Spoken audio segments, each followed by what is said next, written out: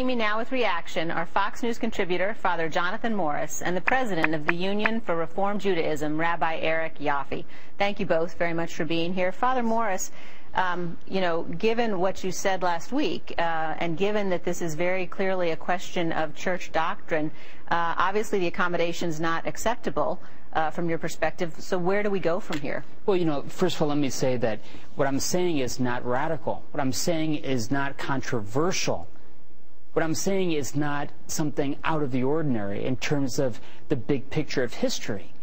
If the federal government or any government is to tell somebody you are required to violate your conscience on an essential element of your faith, the question is not, okay, I'm willing to, pay a fine, but I'm not willing to go to jail. I'm willing to go to jail, but I'm not willing to die. No, just the opposite. The conscience is inviolable. And if the federal government is asking any group or individual to violate their conscience, and I'm sure the rabbi here would agree with me, whether we agree on this issue or not, the conscience is inviolable. Of course I'm willing to die. Of course I'm willing to go to jail. Of course I'm willing to pay a fine in order to not go against something that is essential to my faith. That is the most normal, non-radical thing that I can think of. And it means that in a government position that just seeks simply to minimize the interference with religion would be unacceptable.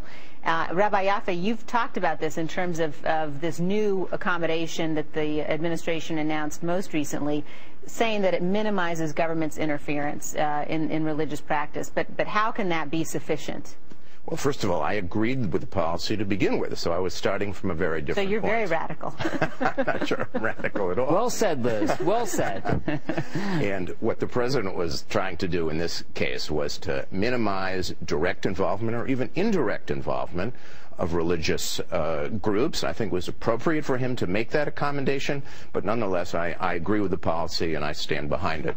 But how, Rabbi, is it possible for us to be in a situation where the government of the United States can mandate the Catholic Church or any religious organization to take action that is fundamentally in violation of basic church doctrine? How is that not only is it a violation of our Constitution and the First Amendment, but, a very fundamental moral violation of the church doctrine? Well, I don't agree that it's a violation of the Constitution. We live in the most diverse religious country in the world. The notion that everybody is entitled to do what their conscience tells them to do would create a situation that would make it impossible for us to have government at all.